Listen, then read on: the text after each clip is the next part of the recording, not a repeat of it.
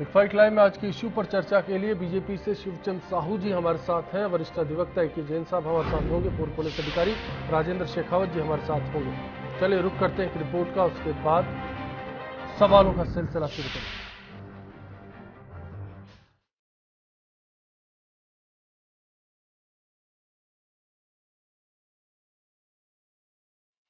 राजस्थान के सबसे बड़े खान घूस कांड मामले में आज 51 दिन बाद उदयपुर की एसीबी कोर्ट में जज अजीत कुमार हिंगड़ की अदालत में चार्जशीट और 73 गवाहों के बयान भी पेश किए गए हैं, जो इस महाघूस कांड की अहम कड़ी बने हैं। करीब 3000 पन्नों की चार्जशीट में ये साबित करने की कोशिश की गई है कि निलंबित प्रमुख शासन सचिव अशोक सिंघवी सहित आरोपी Pankaj Gehlot, PR Ameta, Shyam S Singhvi, Sanjay Sethi, Khan mafia शेर खान, रशीद खान और धीरेन्द्र, इन 8 आरोपियों को खान विभाग के भ्रष्टाचार में गिरफ्तार किया है। उनके खिलाफ एसीबी के पास पुख्ता सबूत है। चार्जशीट, कॉल डिटेल्स, व्हाट्सएप और अन्य जुड़े सबूतों को एसीबी की टीम ने कोर्ट में पेश किया।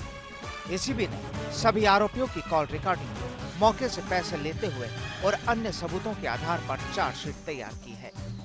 साथ ही इनके दस्तावेज जो एसीबी ने बाद में बरामद किए थे, उनके आधार पर भी कई सबूत इकट्ठे किए हैं। इस चार्जशीट में खान विभाग में चल रहे गोरख धंधे का सच सामने आएगा। इसमें कई चौंकाने वाले तथ्य भी उजागर होंगे। इस कांड का मुख्य किरदार और दलाली की संजय सेठी से, जिसका एसीबी अधिकारियों, खान माफियाओं और कई सफेदपोशों से सीधा रिश्ता है। मामला एक ही दिन में सावा, चित्तौड़गढ़ के खनन माफिया शेर खान की 6 माइंसों को बंद करवाने के बाद सामने आया। 1 करोड़ से शुरू हुई ये रिश्वत राशि जब तक 2.5 करोड़ तक नहीं पहुंचती, तब तक माइंसों को फिर से खोलने की बात पर मोहर नहीं लगती। गौरतलब है कि महाघूस कांड मामले में उदयपुर के हाई प्रोफाइल लोगों की ऐश कहा बना फील्ड क्लब भी खास रहा है। यहाँ पर आरोपियों की अय्याशी और रिश्वत का काला खेल चला। अफवाह ये भी है कि बीजेपी नेता का नाम भी इस मामले में जुड़ा है, जो सत्ता में अभी भी बड़े पद पर काबिज है। तो ऐसे में पीसीसी चीफ सचिन पायलट ने कहा कि चार्जशीट दायर करना रूटीन कानूनी कार्रवाई है। जब तक मामले की जांच सीबीआई को नहीं सौंपी जाएगी, घोटालों का पर्दाफाश नहीं होगा। वहीं रातों रात एसीबी के डीजी नवदीप सिंह सहित 3 अफसरों को बदल दिया जाता है। चार्जशीट में एक और बात सामने आई कि पंकज गहलोत और संजय सेठी राजसमंद के मार्बल व्यवसायी को रिश्वत नहीं देने पर परेशान कर रहे थे। इस मामले पर मंत्री किरण माहेश्वरी ने उसकी मदद करने के लिए पंकज गहलोत को फोन किया था। संजय सेठी ने अशोक सिंघवी को राधेश्याम सोनी के बारे में बताया और उसकी मासिक कमाई करोड़ों में बताते हुए उसे परेशान करने की सलाह दी। इस पर सिंघवी ने सेठी को कहा कि मैं इस नाम के किसी शख्स को नहीं जानता, लेकिन तुम इसे परेशान करने की प्रक्रिया में लग जाओ। तो ऐसे में क्या समझा जाए? जब निलंबित प्रमुख शासन सचिव को मंत्री का भी डर नहीं था, तो उसके सिर पर किसका हाथ होगा? ऐसे में सवाल उठते हैं, क्या माइनिंग गेट मामले में चार्जशीट के बाद भ्रष्टाचार पर नकेल कसी जाएगी? क्या एसीबी माइनिंग गेट के दोषियों को सजा दिला पाएगी? क्या मातहत अफसरों से कराई जा रही जांच निष्पक्ष होगी? क्या चार्जशीट के बाद माइनिंग गेट में जांच का दायरा और बढ़ना चाहिए? क्या माइनिंग गेट में अभी भी और लोग हैं जिनका बेनकाब होना बाकी है?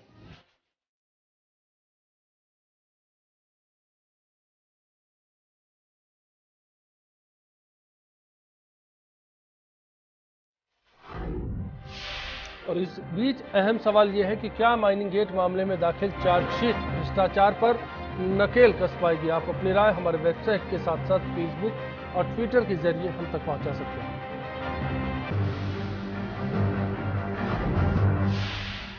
सबसे पहले शिवचंद साहू साहब आपका रुख करना चाहेंगे और आपसे जानना चाहेंगे, चार्जशीट दाखिल की गई है और चार्जशीट क्या बीजेपी के एजेंडे के मुताबिक है? भ्रष्टाचार खत्म हो, खाऊंगा न खाने दूंगा, जो एजेंडा है वो कारगर साबित होगा? निश्चित रूप से जिस तरीके से जो है सरकार ने पहल करके प्रथम सूचना रिपोर्ट दर्ज कराई और उसमें सरकार की एजेंसी ने जो तफ्तीश की और उससे जिस तरीके से बड़े अधिकारी उसमें संलिप्त तो पाए गए हैं और जिस तरतीबी से और जिस व्यवस्था से और जितनी सही तरीके से कंप्यूटराइज तरीके से अनुसंधान टीम ने अपना काम किया है, कॉल डिटेल्स और सारी यांत्रिक प्रक्रिया को इसमें उपयोग लिया गया है, इससे ये बात तो साफ है कि जो टीम अनुसंधान में लगी हुई है वो पारदर्शी तरीके से इस सारे घोटाले को उजागर करने में लगी हुई है, और जब बड़े अधिकारी को सजा होगी तो इसका सबक जो है दूसरे और लोगों को भी मिलेगा। इस पर भ्रष्टाचार से रोक लगेगी, निश्चित रूप से कहा जा सकता है। फिलहाल कांग्रेस से प्रतिनिधि नहीं पहुंचे, इसलिए मैं आपसे ही ये सवाल कर लेता हूं। कांग्रेस का कहना है एसीबी की जगह सीबीआई से जांच करवाई जानी चाहिए, एसीबी निष्पक्ष जांच नहीं कर पाएगी।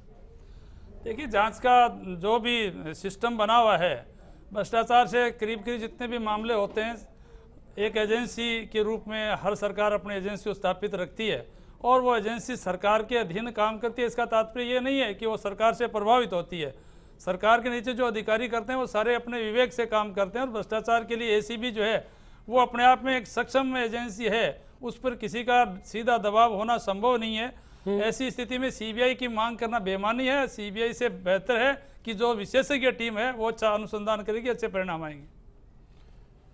एसीबी की जांच की बात हो रही है, चार्जशीट की बात हो रही है। राजेंद्र सिंह जी, आपका भी रुख करना चाहेंगे और आपसे भी समझना चाहेंगे, क्या चार्जशीट के जरिए किसी जांच एजेंसी की पुख्ता कार्रवाई का अनुमान लगाया जा सकता है?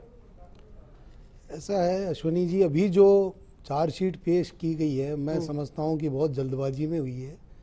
अभी 60 दिन के अंदर अंदर चार्जशीट पेश करने का दबाव था, और ये चूँकि भ्रष्टाचार से जुड़ा हुआ मामला है, इसमें काफ़ी अहम सबूत हैं, वो इकट्ठे करने पड़ते हैं।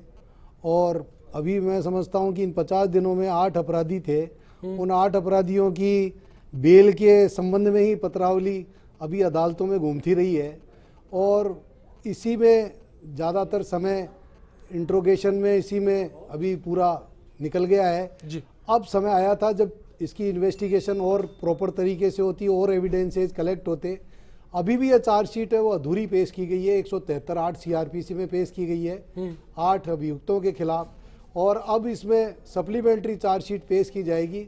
उसमें जो सबूत और इकट्ठे किए जाएंगे, जिसमें एफएसएल की रिपोर्ट होगी और कॉल डिटेल्स होगी, और जो एविडेंस है जो आपको दूसरे लोगों से मिलेगी, वो सब इसमें शामिल की जाएगी। इसमें जो सबसे बड़ी एविडेंस अब जो सामने आई है वो ये आई है कि ये जो 638 खाने जो अलॉट की गई थी, वो खानों का निरस्त होना ये साबित करता है कि इस मामले में भ्रष्टाचार हुआ था जी। और बहुत गहरा भ्रष्टाचार हुआ था, और एक षड्यंत्र पूर्वक माइंस विभाग के नीचे स्तर के अधिकारियों से लेकर ऊपर स्तर के अधिकारी उस भ्रष्टाचार में शामिल रहे थे। इसलिए ये एक गंभीर मामला था। हालांकि इसमें एक बहुत बड़ी कमजोरी इन्वेस्टिगेशन में सामने आ रही है, वो ये आ रही है कि भारतीय सेवा के जो अधिकारी पकड़े गए हैं, अशोक सिंह भी, उनकी इन्वेस्टिगेशन राजस्थान की पुलिस सेवा के अधिकारी उनकी इन्वेस्टिगेशन कर रहे हैं। एक रैंक ऊपर की सरकार बात करती है, एक रैंक ऊपर के अफसर जांच करेंगे, लेकिन यहाँ तो मातहत लगे हैं, मातहत हैं वो, और उनका निश्चित रूप से, हालांकि इन्वेस्टिगेशन के दौरान ऐसा नहीं है कि राजस्थान पुलिस सेवा के अधिकारी कोई सबूतों को छोड़ देंगे या कोई इन्वेस्टिगेशन प्रॉपर नहीं करेंगे, परंतु एक मनोवैज्ञानिक दबाव रहता है। एक भारतीय सेवा का अधिकारी, उससे कोई पूछताछ करेगा राजस्थान सेवा का अधिकारी, तो निश्चित रूप से वो दबाव महसूस करेगा। इसको कोई भी आदमी नकार नहीं सकता, कोई भी इन्वेस्टिगेटिंग एजेंसी या कोई भी आदमी इसको ये नहीं कह सकता कि साहब इसके ऊपर मानसिक दबाव नहीं पड़ेगा। आईओ है, उसको इस मामले में अगर मैं आपके पुलिस एंटी करप्शन ब्यूरो में करीब 10-15 आईपीएस अधिकारी हैं, उनमें से किसी भी अधिकारी को ये इन्वेस्टिगेशन ऑफिसर को ये जांच दी जा सकती थी। मैं इस पर लौटूंगा, इससे बात भी होगी, साहू साहब से भी सवाल होंगे। उससे पहले अजय जैन साहब, एक जैन साहब, आपसे भी राय जानना चाहेंगे कि दरअसल इस मसले को किस नजरिए से देखा जाए। चार्जशीट क्या सरकार की मंशा को जाहिर करती है, न्याय दिलाने की बात होती है, भ्रष्टाचार के खिलाफ एक जंग अगर छिड़ी है तो क्या उसका अंजाम 8 आरोपी 8 खलनायकों के सजा के रूप में देखने को मिल सकता है? देखिए, सबसे पहले तो जो आपने चर्चा के आरंभ में कहा था कि 16 सितंबर राजस्थान के इतिहास में काला दिन था, मैं आपकी इस बात से पूरी तरह से असहमत हूँ। 16 सितंबर का दिन राजस्थान के इतिहास में एक स्वर्णिम दिन था, जिस दिन ये एस्टेब्लिश किया गया कि कानून से ऊपर कोई भी नहीं है और यदि भ्रष्टाचार उच्च से उच्च स्तर पर भी होगा तो उस पर भी कार्रवाई की जाएगी। एक प्रिंसिपल सेक्रेटरी लेवल के अधिकारी को उस दिन गिरफ्तार किया गया और 8 बड़े बड़े लोगों को उस दिन गिरफ्तार किया। इसलिए राजस्थान के इतिहास में उसे एक स्वर्ण दिन कहना चाहिए, काला दिन कहकर उसको हम अपमानित न करें तो ही ज्यादा बेहतर होगा। दूसरी बात, जहां तक की बात है कि अनुसंधान की बात है, अभी राजेंद्र सिंह जी ने कहा कि उनसे छोटी रैंक के अधिकारी कर रहे हैं। सर, प्रश्न सीबीआई की बात कांग्रेसी और बहुत सारे लोग बार बार उठाते हैं। मैं दारा सिंह एनकाउंटर के केस को हमने देखा है जिसमें एडीजी और एसपी लेवल के अधिकारियों से सीबीआई के जो अधिकारी जिन्होंने इन्वेस्टिगेशन किया था वो पुलिस से डेपुटेशन पे गए हुए डीएसपी और इंस्पेक्टर रैंक के अधिकारी थे। तो इसलिए यह कहना कि रैंक क्या है क्या नहीं है, यह होना चाहिए कि जांच करने वाले अधिकारी की नैतिकता कितनी है, उसमें अपना दम कितना है। एक कांस्टेबल भी ज्यादा अच्छी तरीके से काम कर सकता है यदि वह सही तरीके से काम करा। तीसरी बात, इस केस में सारा इन्वेस्टिगेशन जो आईजी हैं एमएन दिनेश, उनकी देखरेख में किया गया है, क्योंकि क्या होती है वो देखरेख वही इन्वेस्टिगेशन कर रहे क्या होती है और मेरे ख्याल से थोड़ी देर इंतजार करें सर, इंतजार करें। ये पुलिस वाले, राजस्थान की पुलिस को सीखना चाहिए कि दूसरे की बात भी सुने कम से कम। ये बहुत जरूरी है कि आईजी एक सीने उन्होंने सारा इसमें इन्वेस्टिगेशन किया है। क्योंकि आपको औपचारिक रूप से एक अनुसंधान अधिकारी अपॉइंट करना पड़ता है, इसलिए एक अनुसाधी पर आज भी जो चार्जशीट से तैयारी करने से लेके तारीख करने आ रही है, क्योंकि जो उनका सिस्टम है उसके तहत से सारा का सारा इन्वेस्टिगेशन। इसलिए वरना आज तक सीबीआई ने भी या कितने इतने बड़े जो फिशेस पर उन पर हाथ डाला है।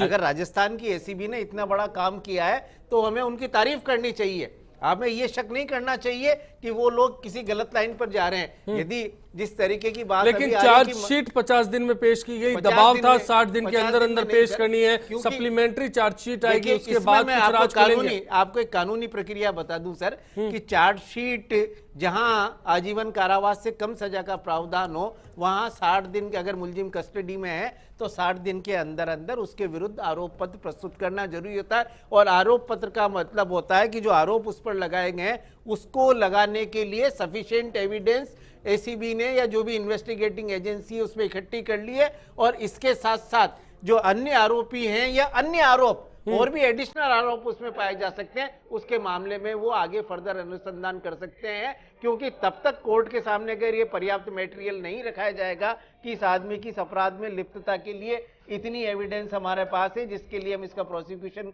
कर सकते हैं, इसको सजा दे सकते हैं, तो उसको जमानत लेने का हक कानून ने दिया हुआ है। चलिए, लेकिन इसके पहलुओं की बात है, कुछ लूपहोल्स की बात है और सवाल भ्रष्टाचार का है। क्या भ्रष्टाचार के मसले पर इंतजार किया जाना चाहिए या फिर जो चार्जशीट आज एसीबी की ओर से उदयपुर कोर्ट में पेश की गई उसके बाद ये उम्मीद की जा सकती है कि भ्रष्टाचारियों पर नकेल कसी जा सकेगी। छोटा सा ब्रेक, तुरंत लौटते हैं, बिग फाइट लाइव जारी रहेगा। अगर भ्रष्टाचार पर नकेल नहीं होती तो इतना बड़ा सीनियर आईएएस अफसर, बहुत कम उदाहरण ऐसे हिंदुस्तान में है कि भ्रष्टाचार के इतने बड़े घोटाले में इतने बड़े बड़े लोगों को जो प्रभावशाली होते हैं, जो अपने आप की बहुत बड़ी भूमिका मानते हैं, वो भ्रष्टाचार के कारण आज जेल में बैठे हुए हैं। ये माइनिंग गेट में अभी भी चेहरा बेनकाब होने का बाकी इन्होंने जो भ्रष्टाचार के पैसे कमाए और जिन जिन कॉम्प्लेक्सों में जिन जमीनों में लगाए या इनके रिश्तेदार से जो नाम पे जमीनें ली गई उनकी इंक्वायरी होनी चाहिए कि इनके रिश्तेदार इतने जल्दी कैसे पैसे वाले बन गए।